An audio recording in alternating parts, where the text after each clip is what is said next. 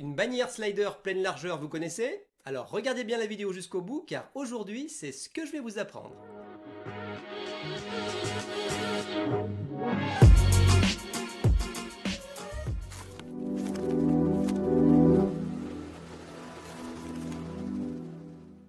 Bonjour à tous, c'est Alain, heureux de vous revoir, bienvenue dans ce nouveau tuto de la chaîne Alpa14.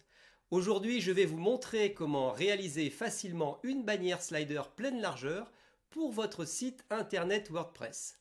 Dans ce tutoriel nous utiliserons Divi et son génial Visual Builder qui va vous permettre de réaliser en quelques clics ce slider au design poussé pour un bel impact et ce sans devoir coder une seule ligne.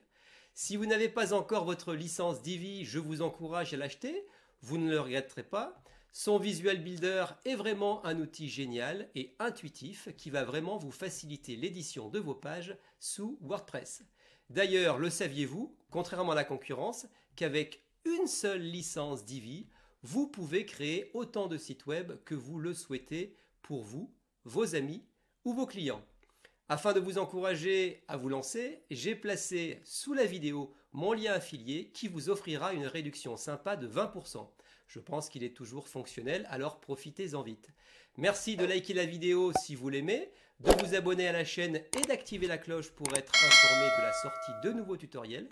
Allez, c'est parti pour la création de votre bannière slider pleine largeur. Pour réaliser notre bannière slider en plein écran, je vais éditer une de mes pages. Dans le menu de gauche, je vais sur Pages et je choisis toutes les pages. J'ai mis déjà en place ici quelques pages d'un site fictif consacré à la vente de cours en ligne. Et c'est donc sur ce thème que nous créerons ce slider. Je vais choisir la page d'accueil. C'est sur cette première page que nous placerons cette bannière slider imposante pour que l'impact soit maximum.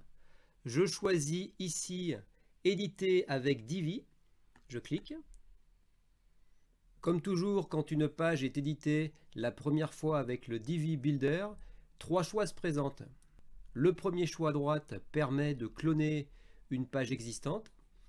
Le choix du milieu nous permet de choisir une mise en page à partir de gabarits au design professionnel, donc template déjà prêt, disponible dans une galerie assez vaste. Ou sinon, le choix de gauche qui nous permet de construire à partir de zéro, c'est-à-dire à partir de rien. C'est ce choix que nous utiliserons pour ce tutoriel. Je clique.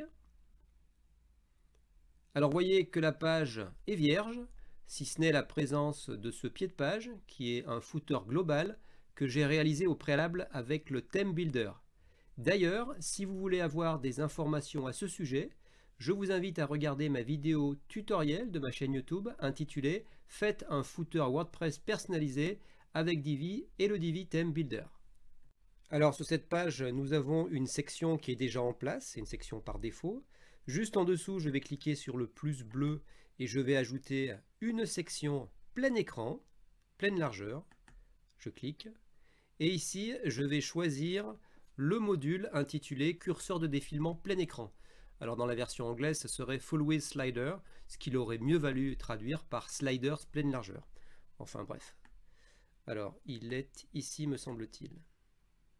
Voilà. Alors dès que la fenêtre de paramétrage s'ouvre, de paramètres s'ouvre, nous reconnaissons ce pop-up caractéristique de chaque module avec un premier onglet contenu.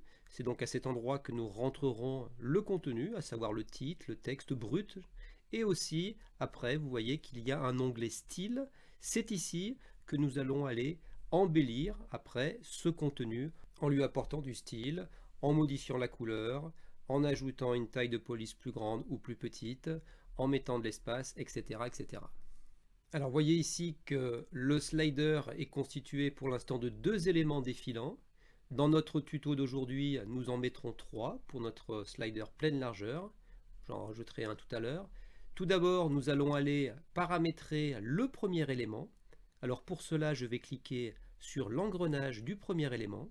Dans titre, je vais mettre le titre de mon premier élément, qui sera cours en ligne.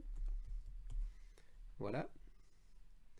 Ensuite, le texte de mon bouton, je vais mettre par exemple voir les cours. Voilà. Ensuite, le texte qui va être sous le titre, je vais peut-être pas mettre tout ça. Je vais aller récupérer un peu de texte sur le site Lorem Ipsum, c'est du texte de décoration. Alors je vais mettre quelque chose de très court, par exemple juste une phrase. Voilà, je vais revenir et je vais mettre ça, que je vais coller. Voilà, ça sera parfait. Ensuite, ce qu'il faut faire aussi, c'est si vous mettez un bouton, ne pas oublier de le lier. Donc dans lien, la cible du bouton, vous voyez, je peux cliquer ici et je peux chercher lien page. Voilà. Et là, j'ai toutes les pages de mon site qui vont apparaître. Et là, je peux lier sur la page les cours. Voilà. Et je valide. Voilà. Toujours dans le contenu, nous allons ajouter aussi une image de fond pour qu'elle apparaisse sur la pleine largeur de la page. Je vais cliquer sur fond. Le premier onglet est un onglet pour définir la couleur, le deuxième pour réaliser un dégradé, et enfin le troisième onglet qui nous intéresse ici, c'est l'onglet pour placer une image. Donc je vais cliquer sur image et je vais appeler une image de ma galerie. Voilà. Alors nous allons prendre cette première image. Alors à ce sujet, vous voyez, je vais vous montrer, il faut une image qui soit assez large, donc qui soit au moins 1920 de large. La mienne ici fait 1920 pixels de large sur 1035 pixels de haut. L'image est en effet assez grande, il va donc falloir l'optimiser en termes de poids afin de ne pas pénaliser la vitesse de chargement de votre page. Alors pour l'optimiser, il y a différents moyens, il y a des logiciels pour ça, mais il y a aussi des services en ligne ou des plugins WordPress. Alors par exemple, je peux vous montrer un service en ligne qui s'appelle TinyPNG. Alors à cet endroit, par simple glisser-déposer, vous allez pouvoir optimiser vos images et ensuite les récupérer en les téléchargeant. Et je vous assure que la compression est assez intéressante et la perte de qualité n'est pas vraiment sensible. Sinon, ce qu'il est possible de faire aussi, c'est d'installer le plugin WordPress et vos images seront aussi automatiquement compressées. Voilà, donc là c'est un petit outil qui peut être assez intéressant. Je mettrai l'adresse du site TinyPNG dans la description de la vidéo. Alors revenons à notre site. Cette image JPG à la base faisait aux alentours de 300 kilooctets. En passant par TinyPNG, je suis arrivé à 122 kg.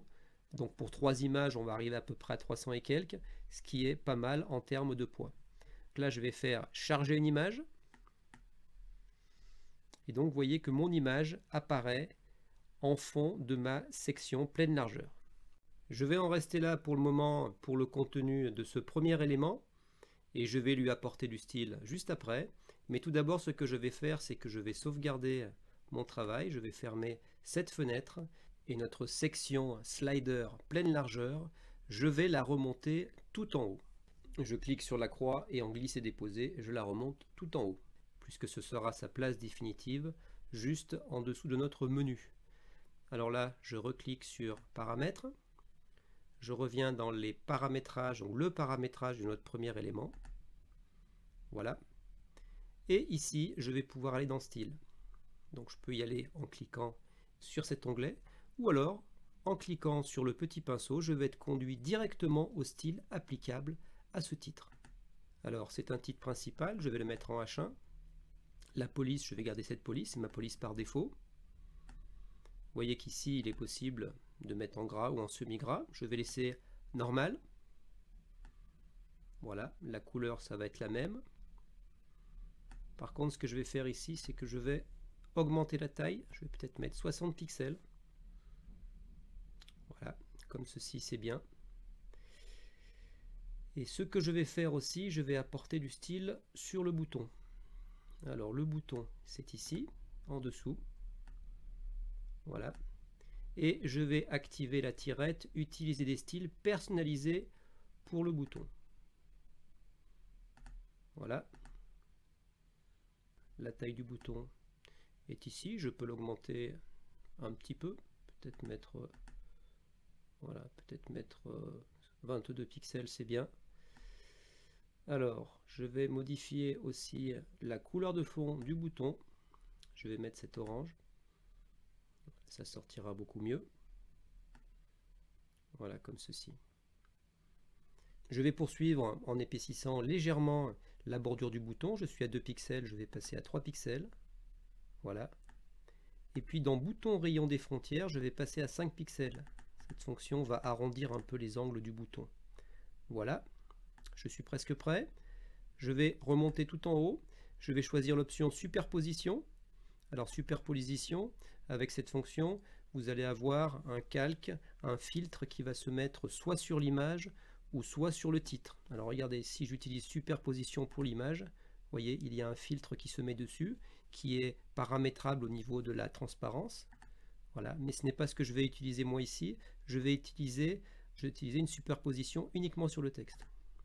Voilà, comme ceci. Alors c'est paramétrable ici. Vous cliquez. Vous voyez qu'en activant là, je vois que la couleur c'est du noir.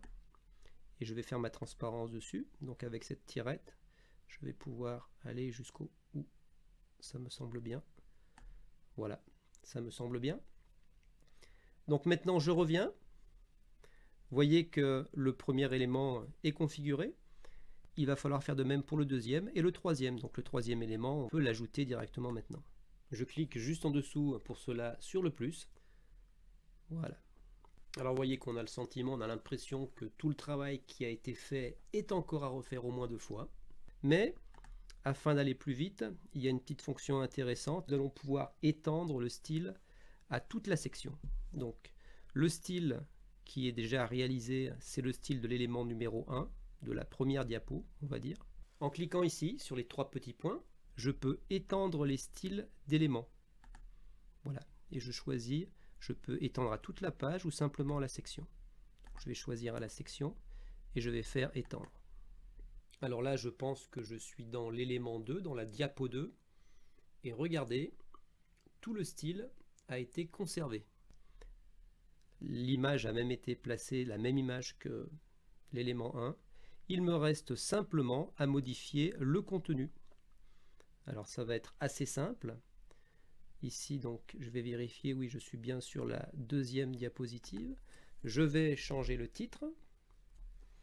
Alors le titre, sur la première diapositive, j'avais marqué cours en ligne. Donc là je peux marquer à tout moment. Alors ce qui est intéressant, c'est de mettre une suite de titres qui se suivent, hein, vu que ces différentes diapositives vont défiler les unes après les autres, à tout moment.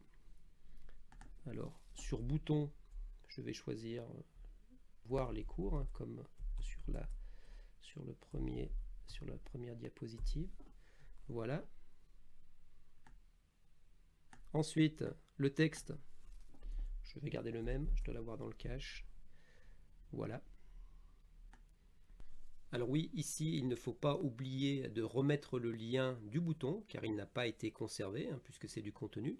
Donc je vais dans lien, je clique ici, je fais lien page, et ici je vais faire apparaître toutes mes pages, et je lie ce bouton à la page les cours. Voilà qui est fait, et il ne me reste plus qu'à modifier l'image. Alors pour modifier l'image, je vais dans fond, et donc ici je vais aller dans le troisième onglet, voilà, et je vais l'enlever, et je vais ajouter une image. Voilà, je vais prendre cette image-ci. C'est une image que j'avais préparée, que j'avais aussi optimisée. Vous voyez qu'elle fait que 110 kilooctets pour une résolution de 1920 pixels sur 1035 pixels. Elle a également été optimisée avec TinyPNG. Je fais charger une image. Et vous voyez qu'elle vient se placer parfaitement. Je reviens. Vous voyez que la mise en forme a été assez rapide puisque le style a été conservé. Je reviens. Et je vais faire de même avec le troisième élément. Alors je clique sur les paramètres. Voilà. Je vais changer le texte. Alors sur la première diapo, j'avais marqué cours en ligne. La deuxième diapo, j'avais marqué à tout moment. Et là, je vais marquer par exemple quand vous le voulez. Alors, quand vous le voulez. Voilà. Et ici, je vais toujours marquer le titre du bouton, ça va être voir les cours. Voilà. Ensuite, le petit texte en dessous du titre, je vais conserver le même. Voilà. Toujours la même chose. Il va falloir lier mon bouton. Donc le lien URL du lien du bouton, pareil. Je clique ici. Je vais sur lien page. J'affiche toutes mes pages. Et je le lis sur avec cours. Voilà qui est enregistré. Et il ne me reste plus qu'à modifier l'image. Alors, pour modifier l'image, je vais aller dans Fond. Voilà. Je vais ajouter la nouvelle image. Voilà. Je fais ajouter l'image. Ma médiathèque est appelée. Je vais choisir ma troisième image qui est ici. Vous voyez, pareil, c'est une image qui a été optimisée avec la même résolution. Et je fais charger une image. Voilà. Donc là, j'ai mon enchaînement de mes 3 diapos. Alors maintenant, ce que nous allons faire, c'est que nous allons aller paramétrer l'ensemble, on va dire, de ce slider avec différents petits paramètres que je vais vous montrer tout de suite. Alors première chose à noter dans la même fenêtre qui est juste en dessous, c'est que vous avez éléments. Alors sur éléments, vous pouvez afficher les flèches. Alors regardez, les flèches, ce sont les flèches qui apparaissent ici. Vous pouvez les utiliser en cliquant dessus pour faire tourner, pour passer à la diapo suivante, au slider suivant. Donc si je désactive l'élément flèche, vous voyez, bon, bien évidemment il n'apparaît plus. Et de même que pour les boutons. Vous voyez qu'en dessous, ici, là, voilà, j'ai 3 petits boutons, 3 petits points qui représentent mes sliders. Donc si je désactive, vous voyez, ça disparaît. Alors toujours autour de cette flèche et de ces petits boutons, ces petits points, vous pouvez apporter du style, ici. Et dans Navigation, vous voyez qu'ici, vous pouvez changer les couleurs de la flèche. Alors vous voyez que pour l'instant, nous avons une couleur blanche. Et nous pouvons mettre par exemple une couleur jaune. C'est possible. Voilà. Et pareil pour les boutons, pour les petits points. Alors je vais revenir dans le contenu. Moi, dans mon cas, ce que je vais faire, vu que je vais vous montrer comment rendre le slider automatique, je vais désactiver les flèches. Voilà. Je peux éventuellement conserver les petits boutons, les petits points. Alors, pour faire défiler automatiquement les 3 diapos, vous allez aller dans Style ici, vous allez descendre, et dans Animation, ici, vous allez pouvoir activer la tirette Animation automatique. Voilà. Alors vous voyez ici, il y a la vitesse d'animation, c'est-à-dire tous les 7000 millisecondes, automatiquement, la diapositive suivante va apparaître. Voilà. Alors ici, il faut définir un temps suffisant afin que vos lecteurs aient le temps justement de lire votre contenu. Donc cela dépendra de la longueur des textes écrits. Alors moi, dans mon cas, 7000, c'est peut-être un peu long vu que mon texte est assez court. Je vais réduire ce temps à 5000 millisecondes. Voilà. 5000, c'est bien. Et je vais valider. Alors voilà, mon slider est prêt. Ce que je vais faire maintenant, c'est que rapidement, sur cette section, pour habiller un peu la page, je vais ajouter 3 modules résumés. Je vous revois donc dans quelques instants pour voir le résultat final de notre page. A tout de suite. Alors voilà, pour finir d'habiller notre page d'accueil, je viens de mettre en place une section en dessous avec 3 modules résumés. Bien sûr, j'ai enregistré mon travail en cliquant en bas à droite de l'écran, n'oubliez pas de le faire, et je suis sorti du Divi Builder. Comme vous pouvez le constater, notre bannière slider plein écran est bien en place et fonctionnelle, avec un temps de rotation de 5000 millisecondes adapté à notre contenu. Alors encore une fois, veuillez noter comme il est simple avec le Divi Builder de mettre en place rapidement une bannière d'allure pro au design poussé et ce en quelques clics. Alors ça y est, vous êtes prêts maintenant à créer votre bannière slider pleine largeur. J'espère que mon tuto pourra vous aider et vous permettra de créer un site au look pro. N'oubliez pas que cette facilité de design est possible grâce au Divi Builder qui est vraiment un outil fantastique. Si vous n'avez pas encore votre licence, vous trouverez un lien sous la description de la vidéo qui vous offrira une belle réduction de 20%, ce qui, je l'espère, vous encouragera à vous lancer dans l'aventure Divi. N'oubliez pas de vous abonner à la chaîne et d'activer la cloche pour être informé de la sortie de nouveaux tutos et de liker la vidéo si vous l'avez aimé. Eh bien, ce sera tout pour aujourd'hui. On se revoit très bientôt. Prenez bien soin de vous. Ciao!